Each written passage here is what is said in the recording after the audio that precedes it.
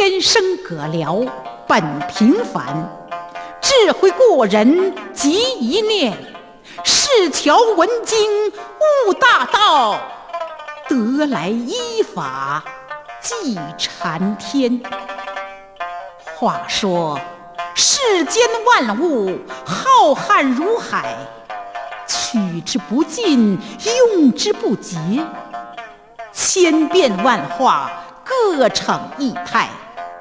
有史以来，文墨骚刻点缀出五彩缤纷花花世界，可谓洋洋大观，极侧如山。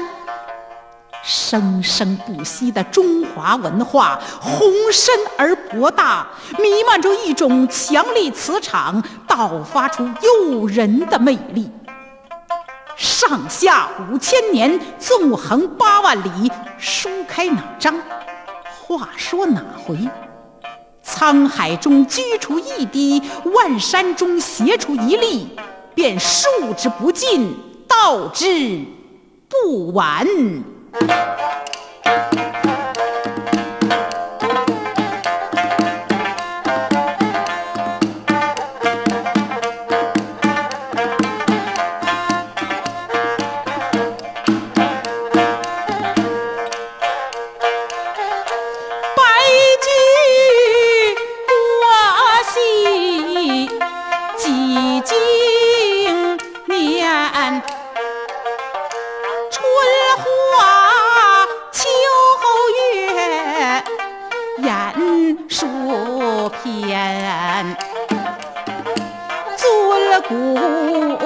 诵经说表平言，祖传旋律唱到今天。有人说帝王将相正是古典，有人讲英雄豪杰也是名篇，有人言边关沙场搏击征战，有人唱花前月下情意绵绵。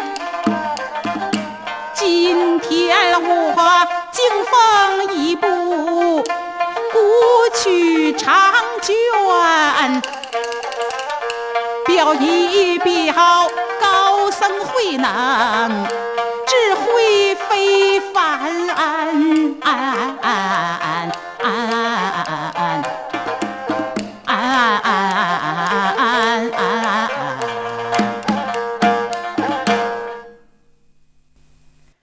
诸位，我今天要播讲的长书，内容特殊，形式特别，是用说唱结合的表演方式来叙述一个道理，那就是人在宇宙当中是顶天立地的，人的吉凶祸福、成败荣辱，完全决定在自己的行为善恶和努力与否。在人之上，没有一个可以操纵我们生死成败的神，因为人是自己的主人，自己的主宰。只要自我奋发努力，就一定有光明灿烂的明天。所以咱不说春秋战国的哲学著作，也不讲忠臣良将尽忠报国，不表那你恩我爱、卿卿我我，更不唱荒诞不经、鬼怪妖魔。单说一位名震中华、功垂千古的佛门高僧，六祖慧能多彩多姿的生平传记，幸福快乐的智慧人生。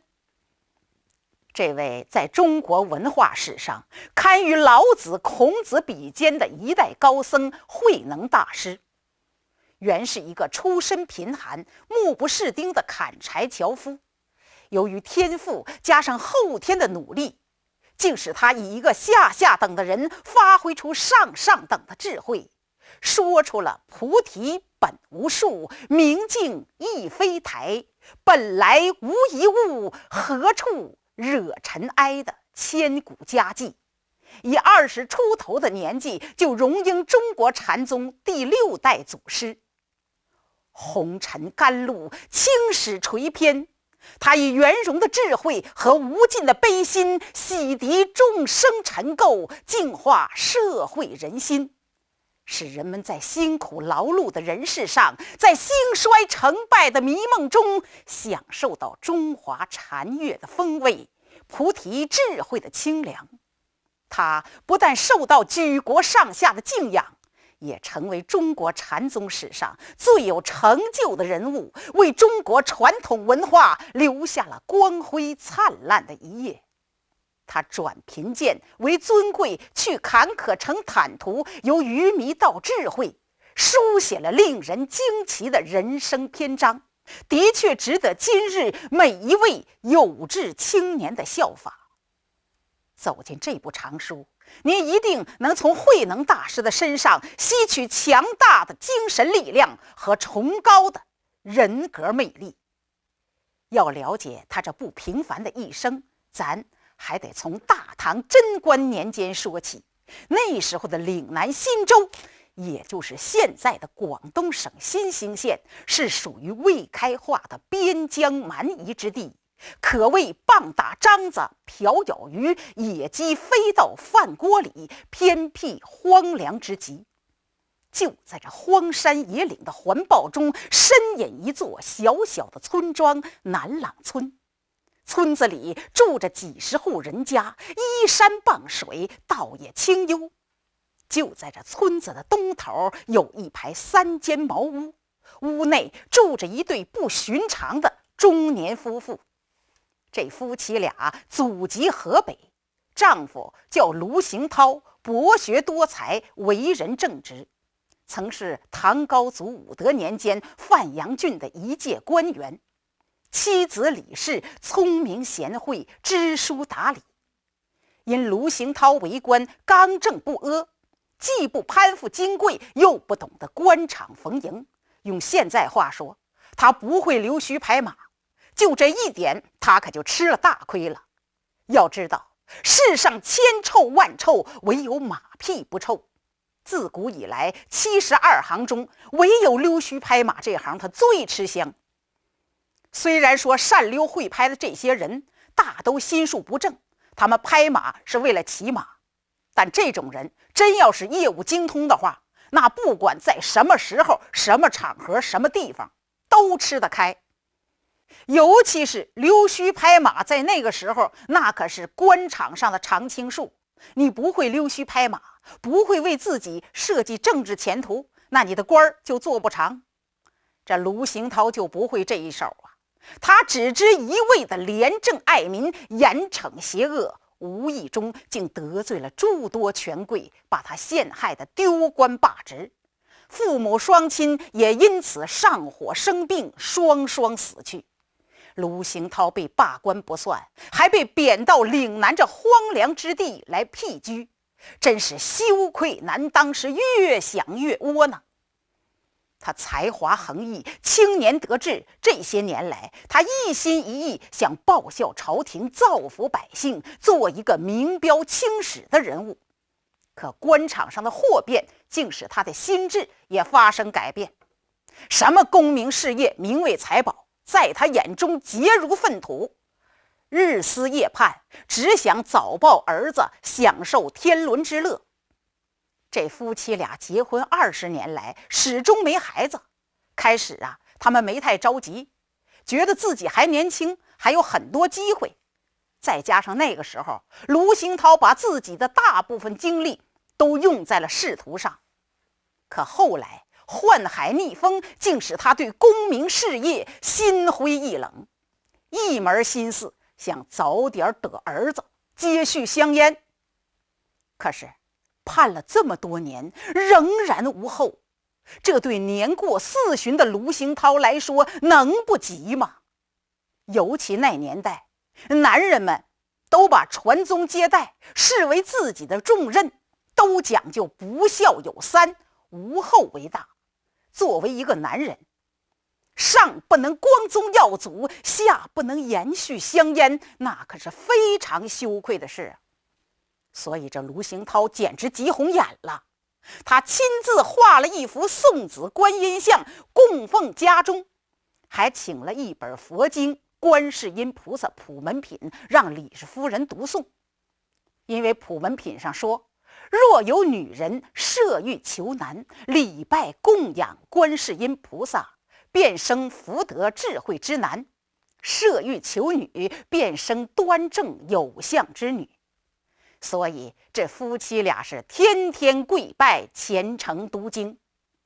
几年来，这夫妻俩把盼儿的迫切希望都寄托在观世音菩萨的身上了。嘿，您别说，如今呐，不知道是观世音菩萨慈悲显灵了，还是卢行涛紫心高照，年及40旬的李氏夫人竟身心异常，恶心呕吐，喜吃酸物，还阵阵的有种奇香扑鼻。他结婚这么多年，从来没有过这种情况。卢行涛一看非常高兴，急忙请了一位老郎中为李氏夫人诊脉。老郎中按住李氏夫人的脉搏，仔细切判了一会儿，捋须大笑：“哈哈哈哈！卢老弟，老朽先给你道喜了。尊夫人是酸梅报春，身怀6甲，老弟家中要添贵子了。”什么？卢行涛似乎不相信自己的耳朵，可老郎中之言他又听得清清楚楚。他站在一旁，张着大嘴，两眼直勾勾地望着老郎中，一言不发。他都乐傻了。李氏夫人虽然也是高兴，听说自己怀孕了，能不高兴吗？可她总比丈夫镇定，总不至于乐呆了。她心里高兴，手上行动，急忙包了个红喜包，谢过这位老郎中。老郎中得银走后，卢行涛喜得手舞足蹈，眉开眼笑，犹如孩提一般。卢行涛不要笑开颜，手舞足蹈，孩提一般。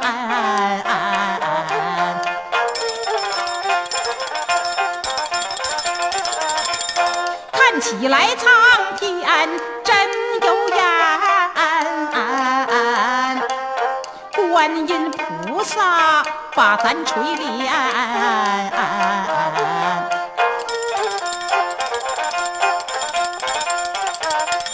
大慈大悲满咱心永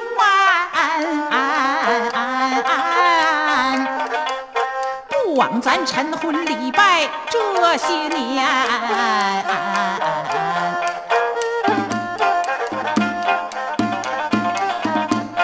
这也是我祖上积德行善，咱才能哭之反清续香烟。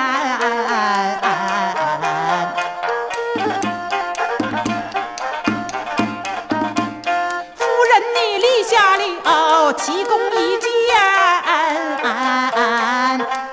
求求你莫生女来，只生男。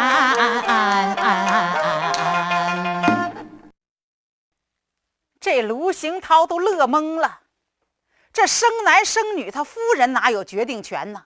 他还以为他夫人说了算呢，高兴得语无伦次，头不清醒，一会儿感激苍天，一会儿感激观世音菩萨，再一会儿又感激他的祖先，都不知道到底该感激谁了。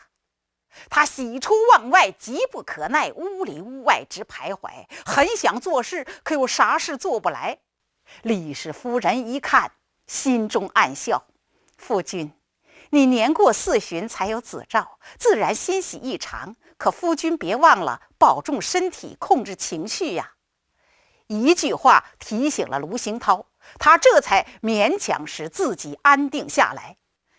他拉着李氏夫人来到家中设置的佛堂前，冲着送子观音像是嘣嘣嘣直磕响头啊！他是先感激后请求，感激观世音菩萨慈悲给他们希望，请求观世音菩萨慈悲保佑他们能如愿得子。从此后，夫妻俩晨婚礼拜更加虔诚和勤奋。就在大唐贞观12年戊戌岁2月初8半夜子时，茅屋内异香扑鼻，毫光满室，李氏夫人终于分娩，产生一子，真是天随人愿。卢行涛多年盼子，今朝得偿心愿，这种心情是可想而知啊。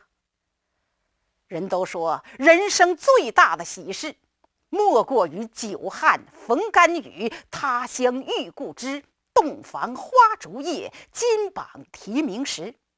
可是卢行涛此时此刻比当年大登科金榜题名，小登科洞房花烛的时候还要高兴100倍。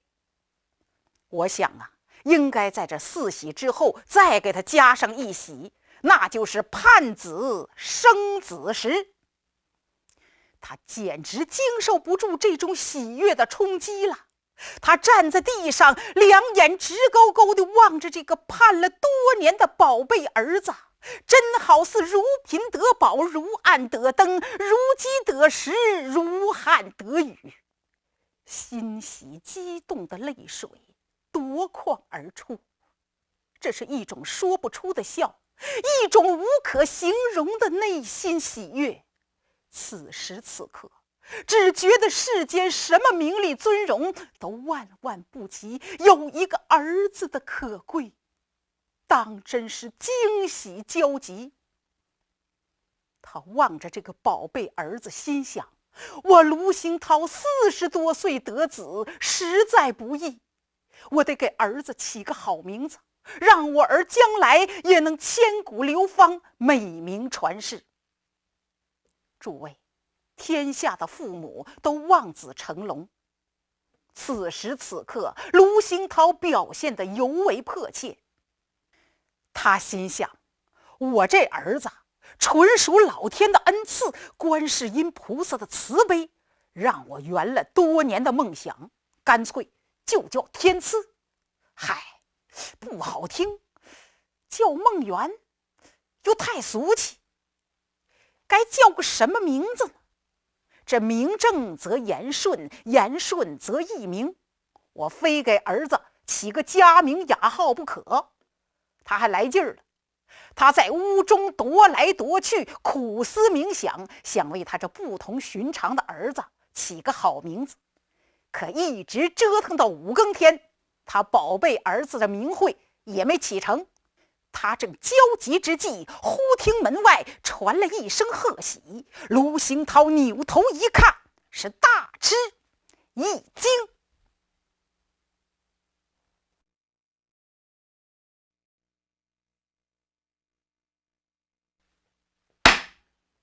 书接上回，话说卢行涛夜得贵子，惊喜异常，还没等到天亮呢，他就忙着为他这宝贝儿子起名字。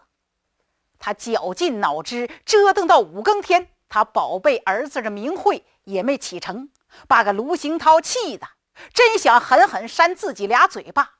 心的话，我卢行涛乃金榜题名，才思敏捷之人，今天这满腹经纶都跑哪儿去了？哪怕你平时笨点，现在得聪明啊！这姓名就是受赐于父母长辈，有别于芸芸众生，我不给起谁给起呀？不行，今儿个我非给儿子起出个好名字不可。他还来劲儿了。其实大道至简，大因牺牲，一个真正的好名字总是以最简练的语言来表达最深刻、最广袤、幽渺的意境。像卢行涛此时这种惊喜异常焦急的心态，那是绝对起不出这种好名字的。他正焦急之际，忽听门外传来一声喝喜。卢行涛一惊，大门口上站着这么2个和尚，一个年过80，一个年过半百，都是慈眉善目，举止不凡，一看就知道那是佛门中有道的高僧。那年老的和尚手中还托着一个晶莹透明的水晶钵，冲着卢行涛一打问讯：阿弥陀佛，施主业得贵子，真是福德无量。老衲贸然造访，想见见令郎，不知施主意下如何？卢行涛一惊，心的话，昨夜刚刚生下小儿，还没来得及张扬，这老和尚怎么就知道了呢？师父，对不起，小儿一生下来就不住啼哭，恐怕扰乱大师清心，还请大师不见为好。阿弥陀佛，施主请放宽心，贫僧善能止哭，你尽管把令郎抱来，与老衲一见。嘿，陆行涛心的话，真是世界之大，无奇不有，还有专会治着小孩大哭的，那就抱来让他试试。想到这儿，冲着老和尚一笑，多谢老师傅美意，只是小儿昨晚乍生，抱出不便，还请二位师傅屋中稍坐，在下这就把他抱来。卢行涛说完，把俩和尚让进了外间屋，自己转身奔了里屋。不大一会儿，把他这个宝贝儿子包得严严实实，抱到老僧面前。这小孩还是一个劲儿的哇哇啼哭。这老和尚一见这婴儿，顿时面露喜色。阿弥陀佛，善哉善哉，令郎果真容颜不俗，待贫僧敬你几滴甘露，愿你冲开迷雾，早早离苦。说着，将钵中的甘露轻轻地滴入婴儿的口中。嘿，说也奇怪，就见这婴儿咕噜一声将甘露咽下去，果然哭声顿止。他明睁双眸，流光顾盼，熟是老僧，似曾相识，又相会意。卢行涛一看，甚觉惊疑，多谢师父为小儿止哭。阿弥陀佛，施主不必客气，只因贵公子与佛法有缘，他乃三界龙种，根气非凡，贫僧还要布施给他一个名字。布施名字？什么名字？叫上慧下能。上慧下能？师父，我儿为何要叫慧能？慧者以佛法惠施众生，能者能做佛事，能弘扬佛法，化度一方。请施主千万记住这个名讳，不可随意更改。是，师父，您说我儿与佛法有缘，到底有多大缘分？阿弥陀佛，至时便知，何必先问？卢施主，你快把令郎送回里屋，以免着凉。卢行涛答应一声，忙将婴儿送回里屋。等他转身来到外屋，再一看，这俩和尚无影无踪了。哎呦，卢行涛觉得他们俩好像神仙，这行踪怎么这么快呀？他突然想到老和尚刚才的预言，说他儿子能弘扬佛法，化度一方，这不是说他儿子将来要做和尚吗？他顿时惊怕起来，想想父子之情，以及接续卢门香烟的大事，他不希望儿子皈依佛门，更不能允许儿子去出家。可老和尚的话，他又听得清清楚楚。他惊怕之极，不由自主地大喊了一声：不！我儿子不叫慧能，我卢行涛日思夜盼10几年，好不容易才盼来个儿子，我不能让他出家做和尚，万万不能。二位师父，我卢家千顷地只靠着一棵独苗来传宗接代，你可怜可怜我们吧。言犹未了，泪如泉涌。突然他觉得耳边嗡嗡作响，凝神细听，是老和尚在跟他说话。卢施主，此乃大树，岂是贫僧所能更改？贫僧只不过略能预知而已。再说令郎长大成人之时，不仅老衲已不在人世，就连卢施主你也不能在人世了。令郎他无论做什么，你我都管不了了。凡事皆有前因后果之理，你又何必为未来之事伤心呢？还是保重身体，好好照顾令郎吧。卢行涛就觉得自己已被这声音笼罩了，两耳和头上都充满了绵绵密密的声音，似乎说话者就在头上，就在身边。他仰头上望，又环顾四周，连个人影也没有啊。他就更加相信这2个和尚是神佛显圣前来点化于他。他惊怕之极，无可奈何地瘫倒在地，酸楚的泪水夺眶而出。陆行涛喜中生悲，头发蒙瘫在地，无可奈何，热泪倾，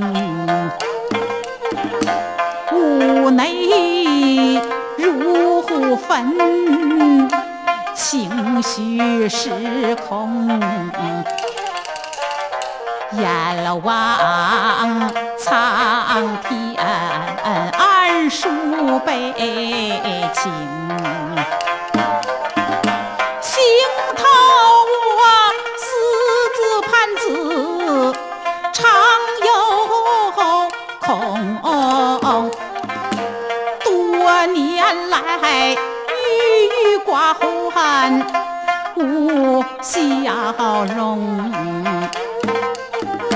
今朝总算实现盼子的梦，苍天你为何如此下绝情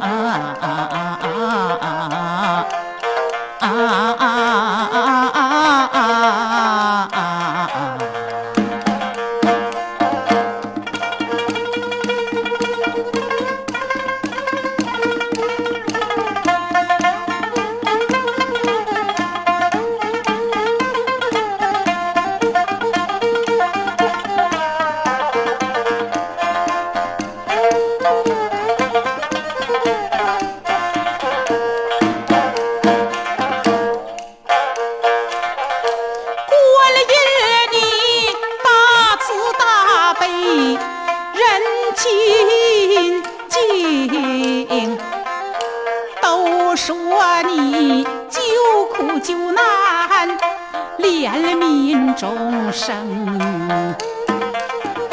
弟子我因此上把你供奉，每日里晨昏礼拜一片虔诚。您为何要把我夫妻喜怒送佛子，让我们喜中悲生？您可知传宗接代事关重？您让我怎对列祖与列宗？我夫妻老迈之时，谁孝敬？岂不成竹篮打水一场空？菩萨您发慈悲，改变天命，可怜了我惜子恋子，一片痴情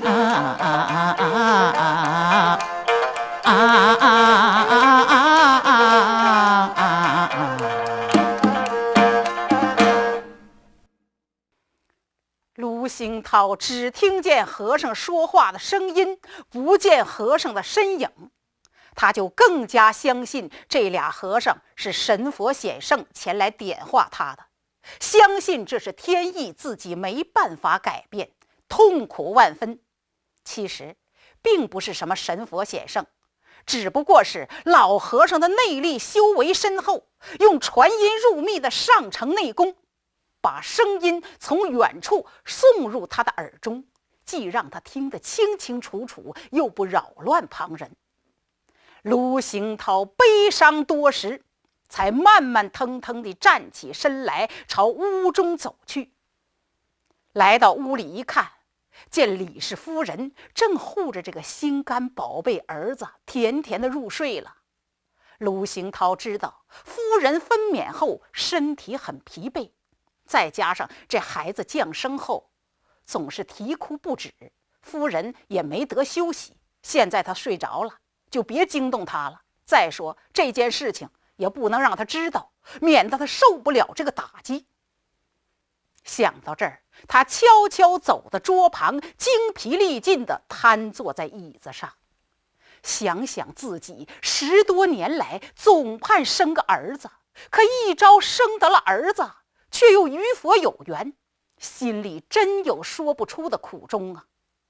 他不希望儿子将来做和尚，可又不知道儿子将来究竟做什么好。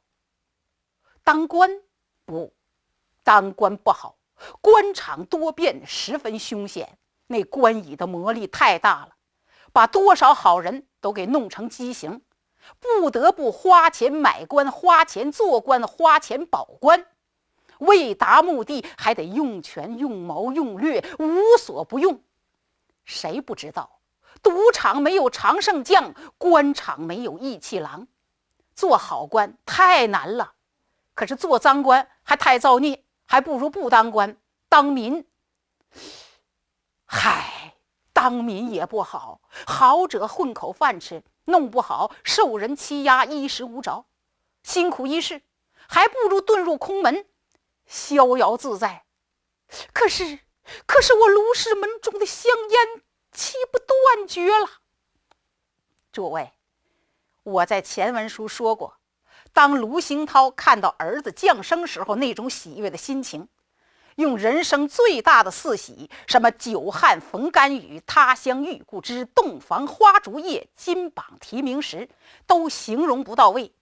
所以我就在这4喜之后又给他加了1喜，那就是盼子生子时。有人曾风趣幽默的给这4喜之后各加俩字儿，说久旱逢甘雨几滴，他乡遇故知仇敌，洞房花烛夜隔壁，金榜题名时未必。你想想啊，那久旱逢甘雨那是多高兴的事儿啊，可是就几滴不解禁呐。他乡遇故知本来是好事，可你遇着的是仇敌，还不如不遇着了。洞房花烛夜隔壁，到不了一起干着急。金榜题名时未必，不见得就金榜题名，好事啊都变成上火的事了。那么此时此刻，我就在这第5喜上给卢兴涛也加俩字儿，盼子生子时空喜。卢行涛这心中犹如打翻五味瓶，苦辣酸甜咸，啥滋味都有啊。过了好半天，他才从痛苦中解脱出来，心想儿孙自有儿孙福，管他日后行哪途，将来再说将来的，我得把眼前事做好，得给夫人做饭去，让夫人养好身子，把孩子抚养好。想到这儿，他悄悄走进厨房，为夫人准备饭食。天近晌午之时，李氏夫人才从甜梦中醒来，睁眼一看身旁的宝贝儿子，真是喜不自禁。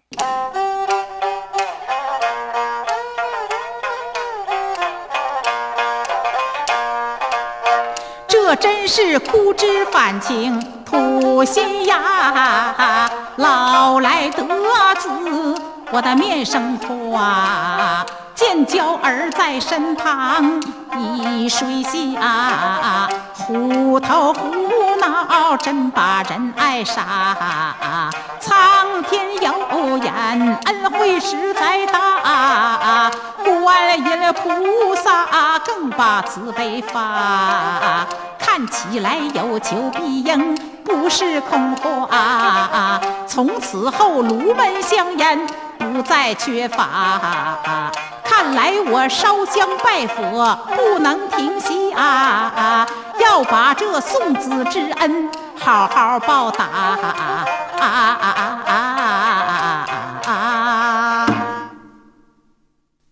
李氏夫人有生以来初次享受到做母亲的温馨与幸福，高兴得不得了。可是卢行涛呢，却一半欢喜一半忧啊。他强作笑脸，把热腾腾的饭食端到李氏夫人的面前。夫人，请你用饭吧。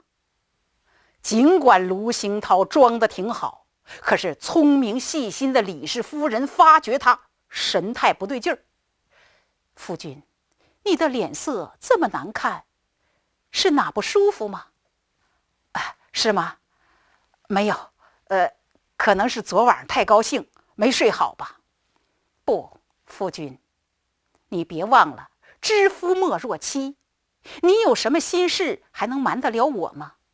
我看你的内心似有苦衷，有什么难处不能对为妻说来。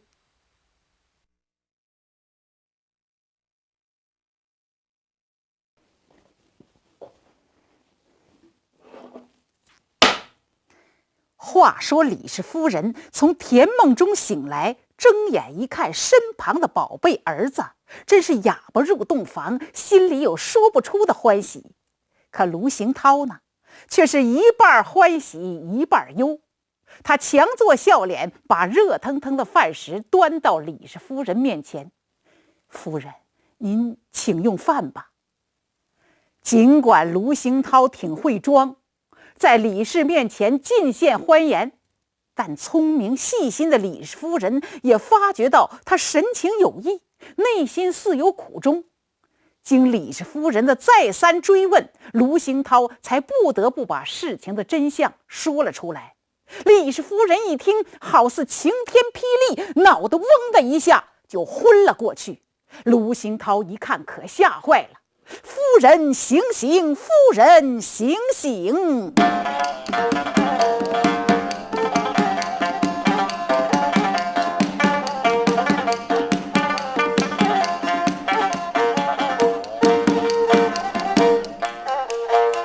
卢行涛顿时心发毛他惊慌失措，喊声高，叫声夫人，快快行了，千万不要把娇儿抛。未来之事难预料，和尚的预言信不着，世事变化多有蹊跷，何必为将来把心操？娇儿还需你来照料，不育的重担要你挑。若不把娇儿呵护好，岂不是前功尽弃，妄徒劳？李氏他迷中清醒，全听到，不由得心如刀绞，泪滔滔。是指望老来得子能够有依靠，却不料得来佛子竟然靠不牢。莫非说送子观音跟我开玩笑？莫非说我命中无子空喜遭？莫非说我前世谤佛未曾修好？莫非说我大僧骂道把经卷少？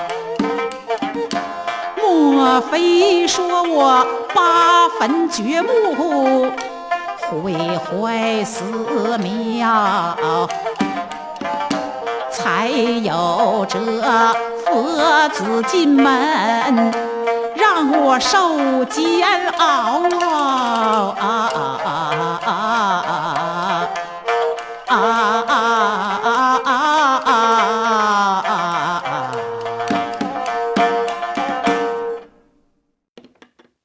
这些年来，李氏夫人诵经礼佛，就为求个儿子养老送终，延续香烟。可万没想到，儿子将来却是佛门中人，这真让他无法接受这个事实啊！您别看他拜佛信佛多年，可他对佛陀教化众生、破除妄想执着的道理并不明白，对佛教的真正教义并不理解。世上有这么几类佛教徒：一呀，是信佛的人，只相信佛说的道理挺好，可是他自己不能做，不能深入去修行；二呢，是求佛的人，为了某些事到寺院里烧香拜佛，拿点香蕉水果去行贿佛菩萨，烧香上上供，求佛菩萨你保佑我身体健康，保佑我升官发财，保佑我找到工作平安顺利。其实这种人是属于迷信而非智信呐。你要按照佛菩萨的教导去做，改过迁善，无私奉献，你不求也有。如果你做不到，你想求到那是不可能的。就像你春天不下种，夏天不除草，秋天想等丰收，哪有那便宜事儿啊？还有一种啊，就是学佛的人，他不仅相信佛理，还能如理如法的去做，能学佛的慈悲，学佛的毅力，学佛的勇气，学佛的喜舍。在佛法兴旺时期，这种真学佛的人多，可是在佛法没落这个末法时期，真学佛的人少，假学佛的多，求佛的多。但真学佛的也有啊。致力于和平教育的仁慈长者、当代高僧净空法师就是一位真学佛的人。他的行为就像当年的释迦牟尼佛一样，不为自己求安乐，但愿众生得离苦。他不仅爱自己的祖国同胞，更爱世界人类，极力倡导宇宙和谐，世界一家。几十年来，他不疲不倦地奔波于世界各地，到处去弘法利生，使人们获益匪浅，也得到许多国家领导人的尊崇，百姓的爱戴。为了更好地落实圣贤佛陀的教育，他极力地倡导国家与国家可以团结，派系跟派系可以团结，种族跟种族可以团结，宗教跟宗教可以团结。他不但说到，也做到了，用实际行动在新加坡团结了9大宗教，使9大宗教亲如一家。如今老法师看到世界各地青少年的犯罪率高了起来，人们的道德品质急剧下降，老法师痛心疾首啊！他认为这些犯罪的人们本性也是善良的，只是没有得到良好的教育。善人恶人都是教出来的。他虽已80的高龄，度化众生仍然是孜孜不倦。他要以实际行动向世人证明，好人是教出来的，人们是可以教导的。他在他的家乡安徽省庐江县汤池镇办了一座德行教育学校，培养大批的师资力量，让这些老师们深入各家各户，去用伦理道德的观念教化着每一个人。短短的几个月的时间里，汤池镇的风气有了明显的好转，婆媳不再吵架，夫妻已经和睦，使那里的人们家家幸福，人人快乐，沐浴在和谐的春风里。老法师的悲心宏愿无人能比，他是一个真正学佛的人，把佛陀的教育落实在现实生活当中的人。只可惜这末法时期的芸芸众生，有几个能做到这一点呢？这李氏夫人对自己儿子的执着，那是可以理解的。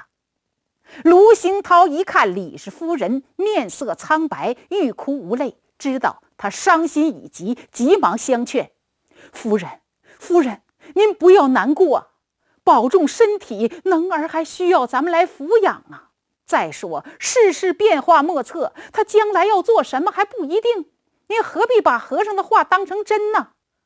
你想啊，我儿子将来要是真做和尚，那也是天意呀。那谁家生孩子能满室的豪光，满屋的香气呀？我儿日后要是真能做和尚，超度历代祖先，度化社会大众，那我夫妻也不白养儿一场，也是咱们的荣耀啊。诸位，您听听卢兴涛这番话说的多好听啊！这深明大义的话语可不是他的心里话，他要是真这么想，他先前就不会痛苦忧愁，也不会否认慧能之名了。他何尝不希望儿子走常人之路，成家立业，传宗接代呢？这么说呀，只不过是安慰李氏夫人。您别说，经卢兴涛这么苦苦一安慰呀，一劝说，这李氏夫人还真止住了悲伤。这夫妻俩到了此时，真是喜也不是，愁也不是，乐也不是，哭也不是，百感交集，说不出来是个什么滋味。这夫妻俩对慧能百般的爱惜，千般的呵护，真是脑袋顶着怕下着，胸前抱着怕压着，嘴里含着怕化了。不同心情的人对时间的感受也有所不同，有的人常觉得光阴似箭，过得太快，而有的人却感到度日如年，过得太慢。卢兴涛夫妇含辛茹苦抚养慧能，熬过了一日又一日，熬过了一月又一月，好不容易熬过了3个春秋，盼到了慧能3岁。见慧能结实健康，他们才把一颗心放下来。当慧能吃力地喊出第1声爹爹的时候，把个卢兴涛乐得喜泪交流，一把抱住慧能：能儿，为父终于盼到了这一天，盼到了我的亲生儿子喊我为爹爹的这一天了。这一天我盼了10几年，来之不易呀，能儿。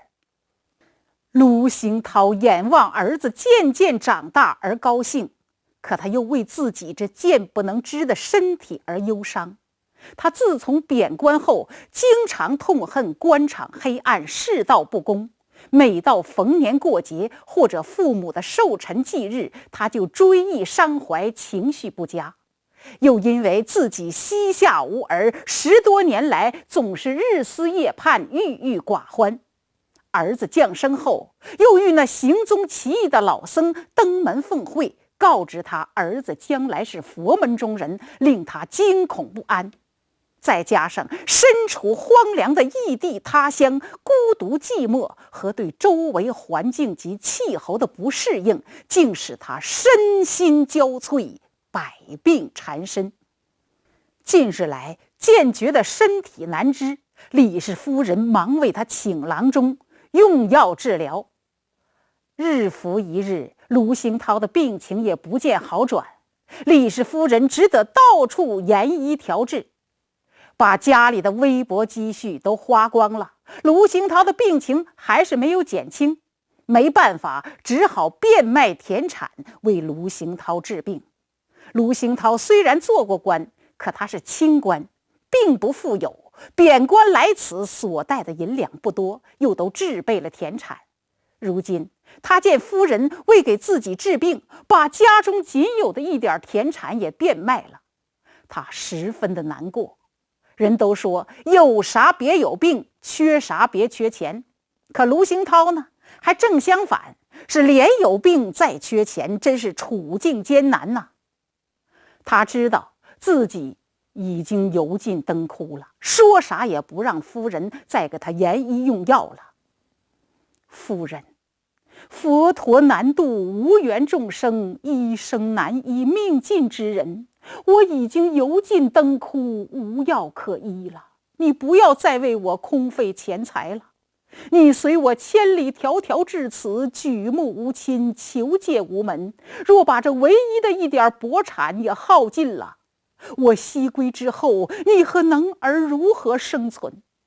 我不能把能儿拉扯大，不能把他抚养成人，不能继续疼爱他，就已经很对不起他了。你要念及咱夫妻的情分，就听我一句劝，别再为我空费钱财了，把这些钱用来抚养能儿，他是我卢家唯一的骨肉，唯一的希望。你无论如何要把他拉扯大，千万别让他吃苦遭罪。夫君放心，我会细心照料能儿的，可我更要为你治病，就是砸锅卖铁挨门乞讨，我也要把你的病治好，让你好好教导能儿，让我们的能儿父母双全。再说你我夫妻相依相伴几十年，要不把你的病治好，你让我如何心安，如何独活世上？卢兴涛一看，痛苦万分。夫人休出此言。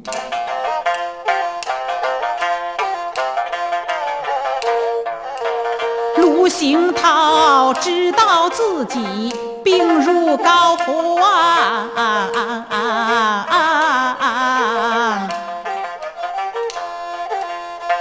不由得五内如焚，八爪肉肠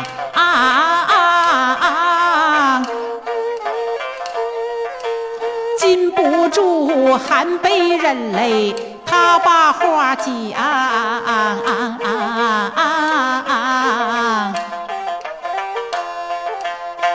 叫夫人为父之言听其详。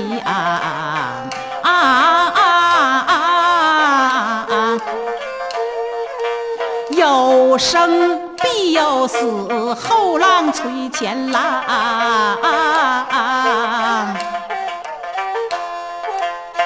自古来生老病死理应当。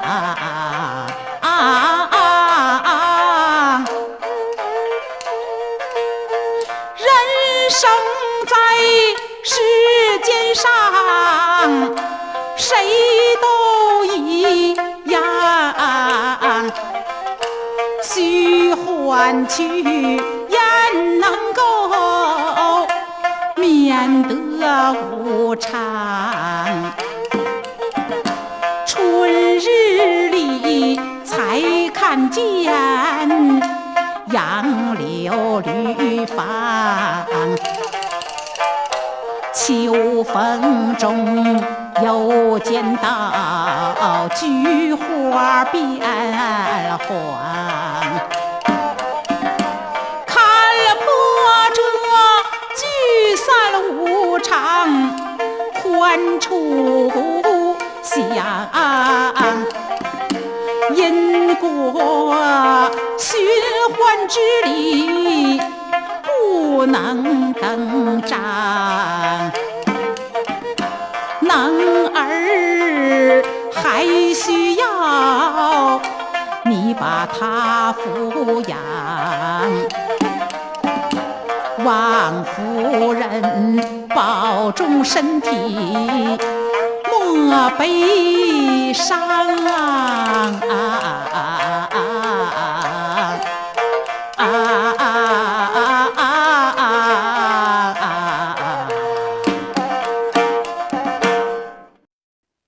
李氏夫人见卢行涛说啥也不肯言医用药，十分的痛苦，急忙喊慧能：“能儿，快叫你爹爹吃药。”小慧能一听，像懂事似的，蹒跚地走到爹爹的床前，不停地喊着：“爹爹吃药，爹爹吃药。”卢行涛眼望贤妻爱子，把抓柔肠，刀剜心肺，实难割舍，只好端起了药碗，一饮而尽。他多么希望能借助药力把自己的生命留住。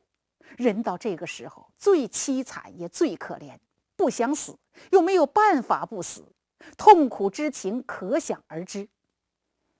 有人能抵抗100万大军，却没人能抵抗死神的来临。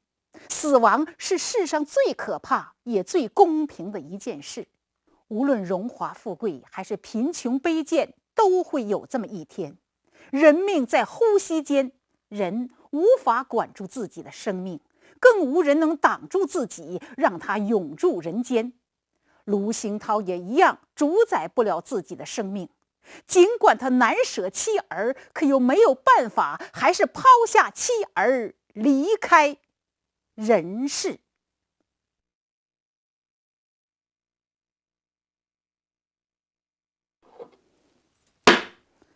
话说卢行涛因积劳成疾，百病缠身，医治无效，年仅47岁，便舍下贤妻爱子，离开人世。李氏夫人一见，只觉一阵揪肝扯肺，断肠碎心。夫君，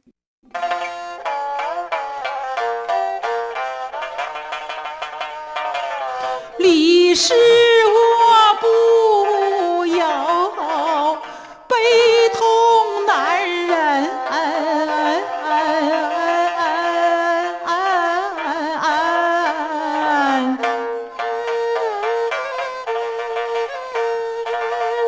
肝肠寸断，万箭穿心，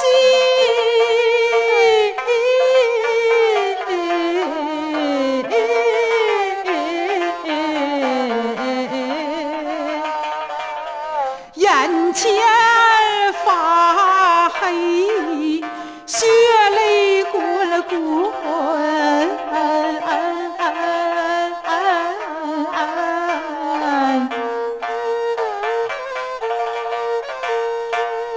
哭一声行涛，我的夫君。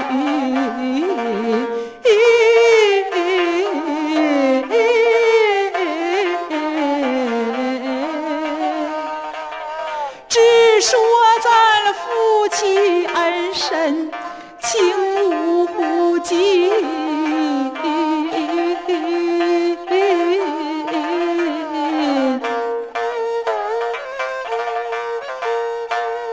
却不料今日永别，两离分。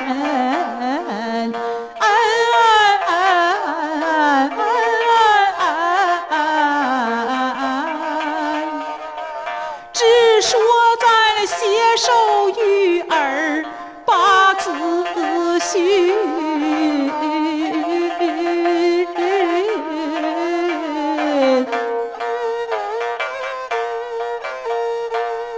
却不料你匆匆而去，命归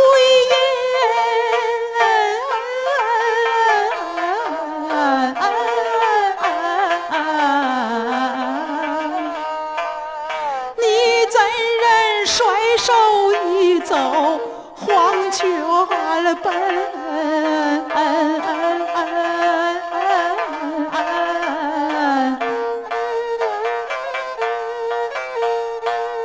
你怎忍抛下我母子二人？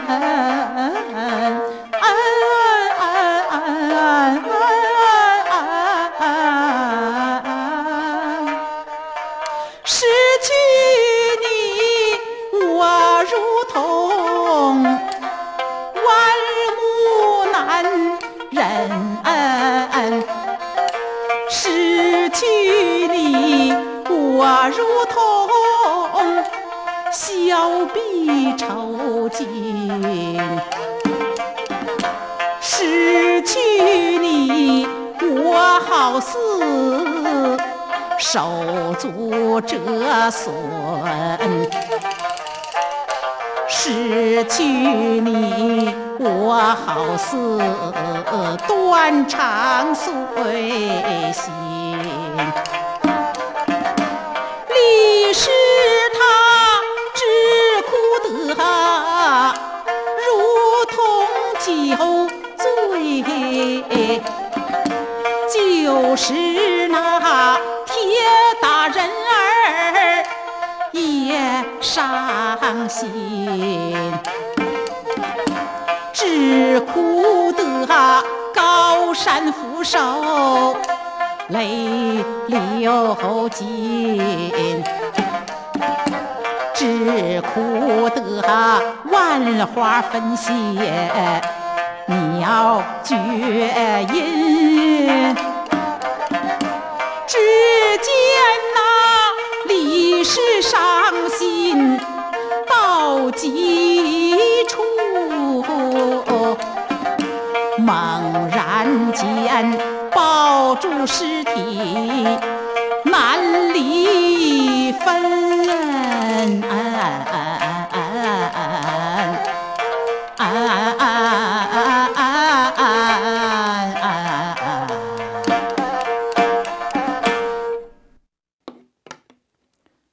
在过去，都说人生最大的不幸，当属幼年丧母，中年丧偶，老来伤子。这李氏夫人中年丧夫，还带着个3岁的儿子，真是太不幸了。邢涛的突然离世使他悲痛欲绝，若不是为了慧能，他真想一头撞死，与邢涛同去。李氏夫人悲伤过度，竟然哭昏了过去。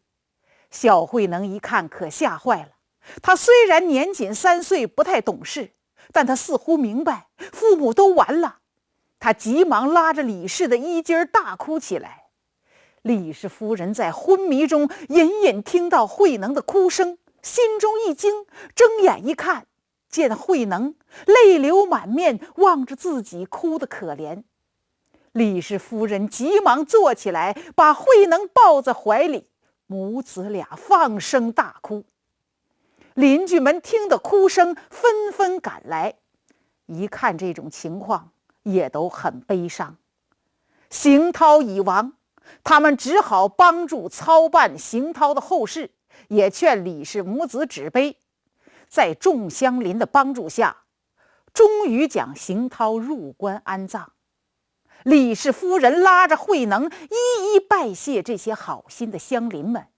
此时李氏的家中已经一贫如洗，乡邻们望着这孤儿寡母，十分的可怜，常常周济他们。可李氏夫人是个很要强的人，并不依赖外援，她每日里不是上山砍柴，就是开荒种田，尽管十分辛苦，可聪明懂事的慧能给她带来了希望。这孩子小小年纪，竟能躲着地上的蚂蚁走路，连一个小小的生命都不肯伤害。他不光聪明善良，而且也比同龄的孩子们善于动脑思考，常常凝聚着双眸，想着他父亲到底去了何处。有一次，李氏夫人带他到田间去挖菜，小慧能发现地头上的马蜂窝了。他看见有许多蜂子在无数的小孔中上下乱窜，好奇心驱使他想看个究竟，一伸手他就掀开马蜂窝，不料群蜂齐出，把个慧能蛰得捂脸大叫。李氏夫人一看，心疼的急忙丢下菜筐跑了过来，脱下衣衫就朝群蜂赶去。片刻之间赶散群蜂，还打死了几只蜂子。小慧能一看，哭得更凶了。妈妈，你为什么打死他们？你看他们多可怜呐！能儿，妈妈不打他们，他们就会把你折坏的。妈妈，你把他们赶走就行了，为什么打死他们？他们的妈妈也一定很伤心。慧能说着，低头捡起一只死蜂，放在手心上，十分同情地吹了几口气，希望他们活过来再飞走。其实慧能的善良，李氏夫人早都发觉了。你比如，他一听到杀字就浑身发抖，一看见别人杀生他就大哭，还千方百计地帮助一些弱小的生命，见着小动物他就喜爱。但李氏夫人绝没想到他竟会善良到这种程度，自己被疯子蛰得满脸红肿，不但不生气，还不顾伤痛，却要去救活蜜蜂，这绝不是常人能够做到的。李氏夫人不由得想起了老僧的预言，心中一惊，心说老和尚的预言难道将来真的会变成现实？一时之间不知是喜是悲，他含泪背起了慧能回到家中。李氏夫人望着这个被疯子蛰得遍体鳞伤的儿子，心都要碎了，心想丈夫临终前还嘱咐自己好好抚养能儿，不让孩子吃苦受罪，可丈夫去世才几个月，儿子就吃了这么多的苦，遭了这么大的罪。自己常常要砍柴种田，对孩子的照顾很难周到，孩子年幼不懂得保护自己，身上常有蚊咬蒙叮和磕碰的痕迹，要是再这样下去，这孩子说不上还要吃多少苦。看来只有改变一下生活环境，只要能儿不遭罪，自己吃多大苦都行。可怜天下父母心呐！李氏夫人打定主意，就开始收拾东西，包好了随身的几件衣物，又托请好心的邻居替她照顾这个贫困之家。次日一早，李夫人便带着慧能离开南朗村，赶奔南海。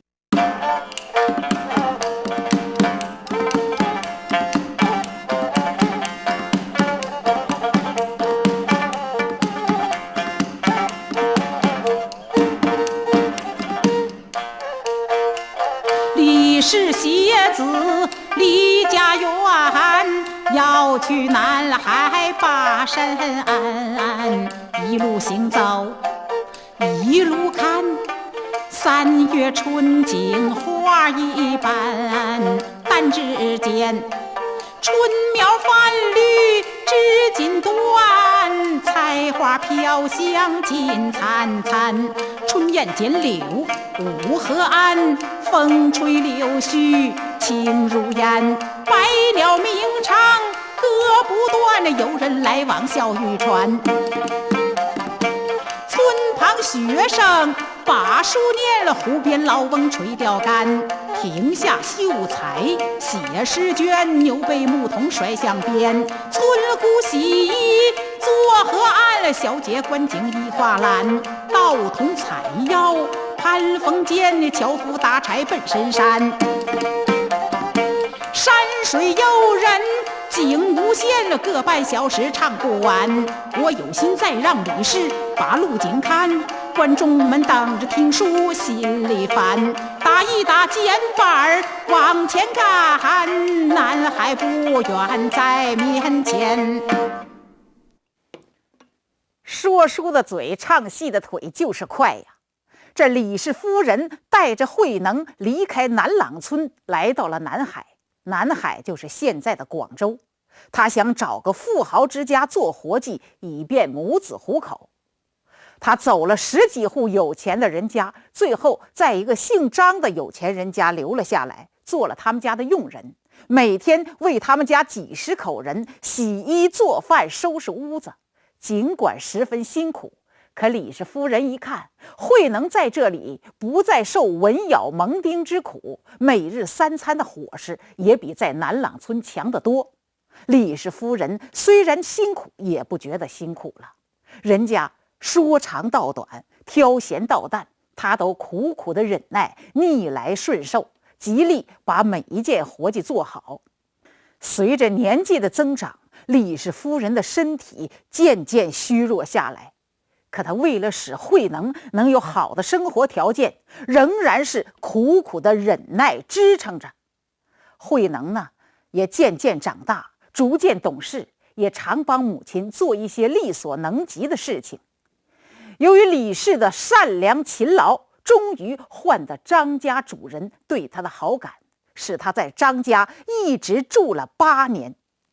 如今年过半百的李氏夫人，终因长年累月的辛苦疲劳，身体虚弱不堪，实在承受不了张家繁重的家务，只得向主人辞行，带着慧能又离开了南海，回到了南朗村。在乡民们的帮助下，将这座8年无人居住的茅屋重新修补一番，住了进去。李氏夫人把8年来的微薄积蓄拿出来，买些生活必需品。不怪说穷人的孩子天照应。年仅12岁的慧能不仅聪明善良，而且体魄强健，常随乡邻们上山砍柴，一次竟能砍20-30斤的柴火，翻山越岭地背回家中。乡邻们见他诚实善良，沉默寡言，对他都很喜爱，领他上山砍柴，也常常很照顾他，这令李氏夫人十分的欣慰。过起来慢，说起来快呀，一晃到了年关，有钱人家都杀猪宰鸡，缝制新衣，可慧能却没有这个福气，只是暂时不上山砍柴而已。有那好心的邻居呀，见他们母子生活的贫苦，就主动送来了猪肉鸡肉，让他们母子吃。李氏夫人本不想收，可人家诚心要给，倒觉得却之不公，只好收了下来。李氏夫人心想，自己家中贫寒，伙食不好，可慧能还要常随乡邻们去砍柴，真是很难为他了。正好把这些肉食好好做一做，让他吃了补补身子。李氏夫人把这猪肉鸡肉做得香喷喷的，勾人食欲，可慧能啊却没吃一口。李氏夫人怎么劝他都没动筷。他望着猪肉鸡肉，似乎想到猪鸡被杀时的惨景，心里难过极了。李氏夫人一看他这么善良，一时间不知是喜是悲呀。她望着墙上挂着的棋盘，想到丈夫当年全凭此物驱散思儿的苦闷，可当她有了儿子，愿望实现之后，却这样早早地抛下妻儿，离开人世。如果她能活到现在，看到儿子这么善良，她会怎么想呢？是高兴还是忧伤？李氏夫人想至此，泪流满面。慧能一看，知道母亲又在想爹爹了，急忙安慰：“娘，您教我下棋吧，等我学会下棋，咱们有时间好天天下棋玩。”李氏夫人见慧能说的恳切，只好答应下来。这慧能啊，还真聪明，没用几天的时间就把下棋学会了。而且呢，还常常能走出令李氏意想不到的妙招来。过年这几天，慧能怕母亲伤心难过，常陪母亲下棋。过了正月15，人们便开始忙碌起来。穷人的孩子早当家，年纪刚刚交13岁的慧能，就已经知道挣钱来养家糊口了。他每天随着乡邻们上山去砍柴，又跟乡邻们一起结伴同行，挑到集市上去卖。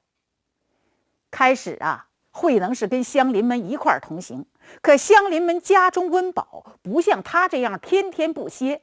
后来慧能没法结伴，就自己独来独往，上山砍柴，到集市上去卖柴。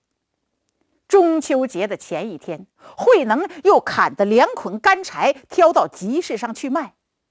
天近晌午之时，他才把这柴火卖了。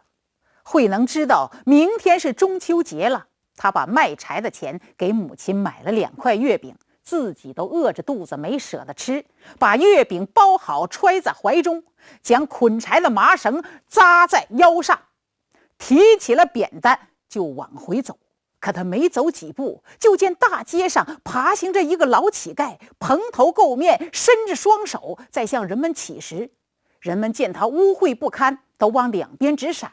慧能一看，心中不忍，从怀中取出一块月饼递给老乞丐，谁知好心竟惹来大祸。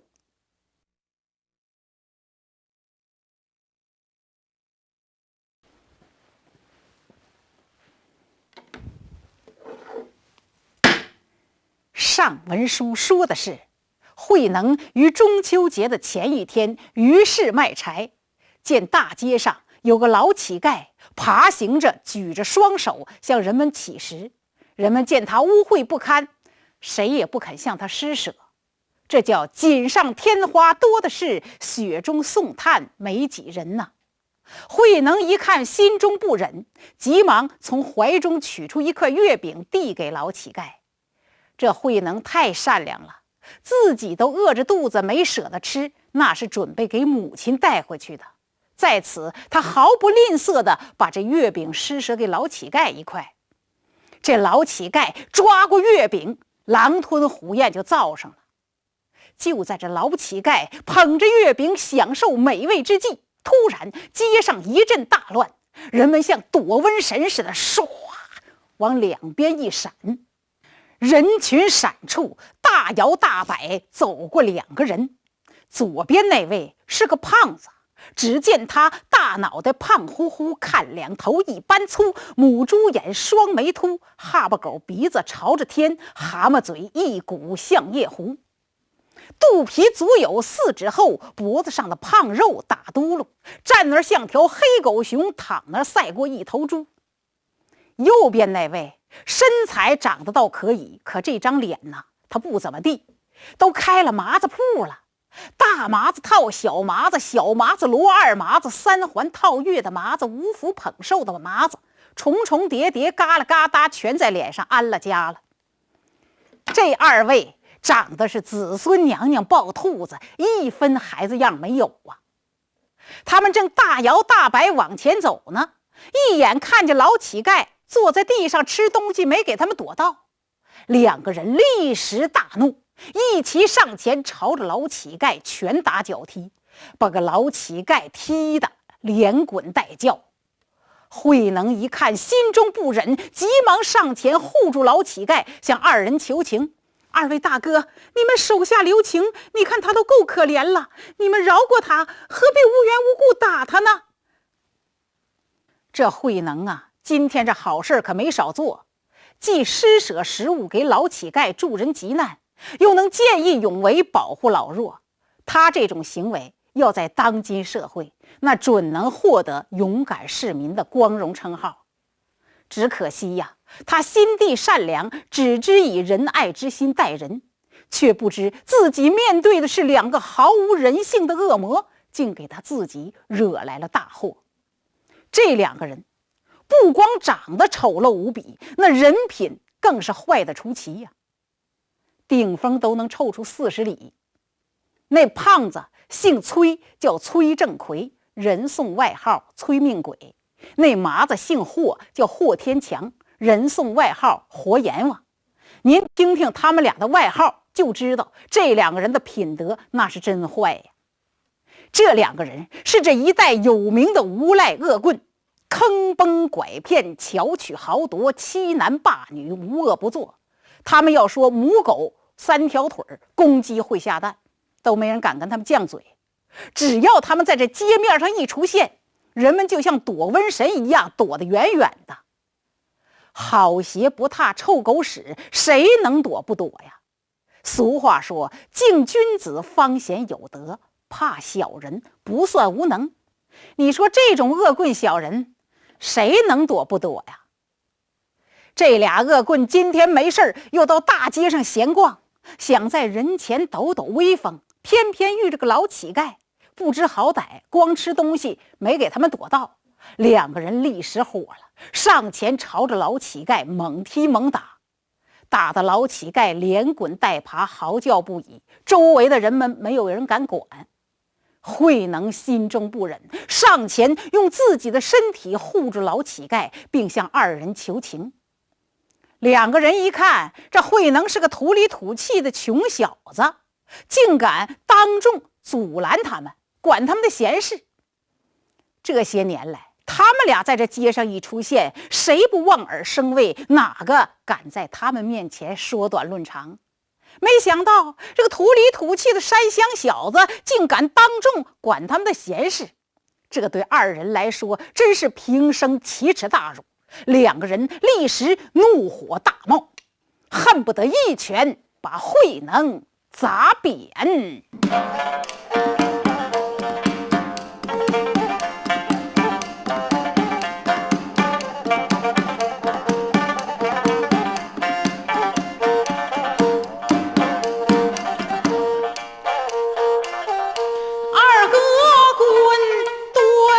是老兄贼眼一瞪，好像疯魔，咬牙切齿，二目喷火，骂一声小兔崽子不想活，自不量力竟来干涉我，爷爷面前你也敢撒泼，你既然想死，可别怨我，爷爷我送你去见了阎罗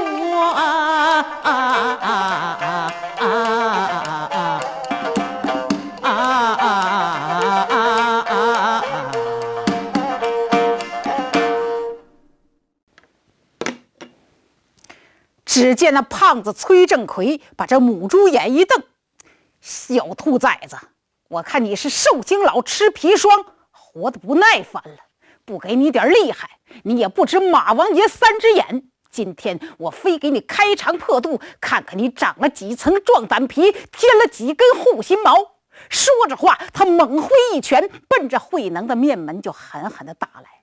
这要是打上，不打死也得打晕了。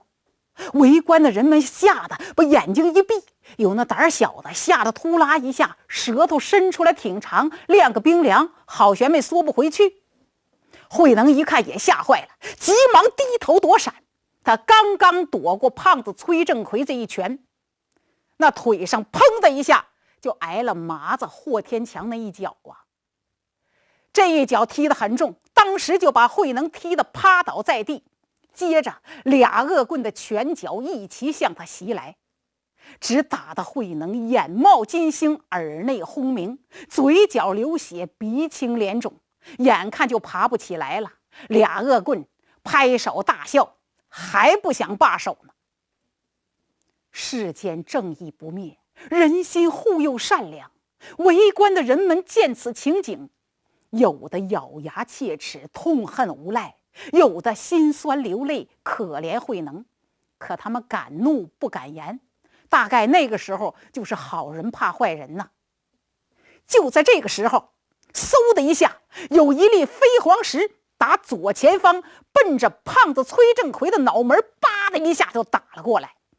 疼着胖子崔正奎捂着脑门大叫一声啊！他抬眼一看，见右前方站着一个小孩，冲他拍掌大笑，那意思是为他挨打而叫好。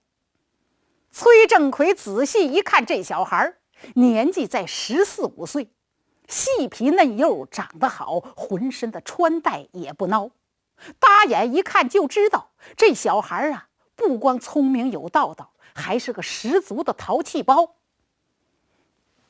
小兔崽子，刚才是你打的我。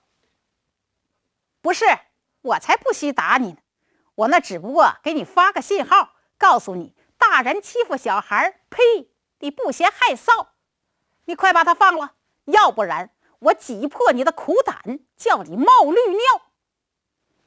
还没等崔振奎急呢，这麻子霍天强打个箭步就要往上闯。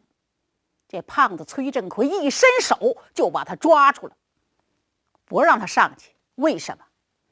因为这胖子挨了那一石子之后，他感觉到这小孩功夫不赖，因为这石子的力道特别足。这胖子心想，今天自己已在这山乡小子和老乞丐的面前显尽了威风，要是在这小孩面前栽了跟头，丢了面子，那可就不划算了，合不来了。看样子他是软的欺，硬的怕。想到这儿啊，他冲着小孩皮笑肉不笑，想把小孩忽悠走。我说小兄弟，我看你细皮嫩肉，长得像个姑娘似的，挺可爱。我呀挺喜欢你，不想和你打，也不忍心跟你动手。你别管闲事，快走吧走吧啊！这儿没你的事儿，赶快回家。这崔振奎呀，本想说几句好话，把这小孩给忽悠走，谁知啊，他不了解小孩的脾气，拍马屁没拍正道，拍到马蹄子上了，反倒挨踢了。这小孩一贯自命为侠肝义胆的大丈夫，一听崔振奎说他细皮嫩肉像个姑娘似的，他觉得这是人家瞧不起他，羞辱他，立时火冒三丈，手指崔振奎开口大骂。